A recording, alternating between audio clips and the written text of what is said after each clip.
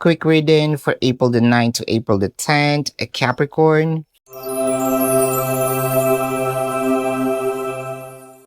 Your cards are the Fool card, the Three of Pentacles, and the Knight of Wands.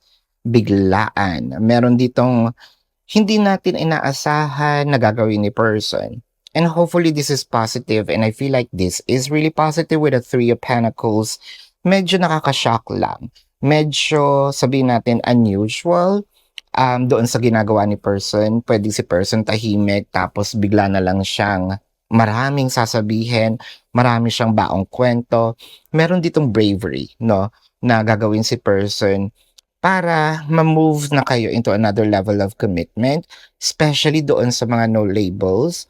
I feel like at dito mo maririnig yung hindi mo ba alam na nililigawan na kita, o hindi mo alam na pinopormahan na kita, ano ba tayo na, parang, huy, sandali, ang bilis-bilis mo naman. But then again, hindi, kumbaga, hindi na ma-suppress ni person yung kanyang nararamdaman, kaya kailangan niyang isigaw, no? Your person needs to get it out of their chest para mag-move na daw kayo into another level of commitment. So this is your quick reading, Capricorn, for April the 9th to April the 10th. My name is Daphne, but spirit calls me bye-bye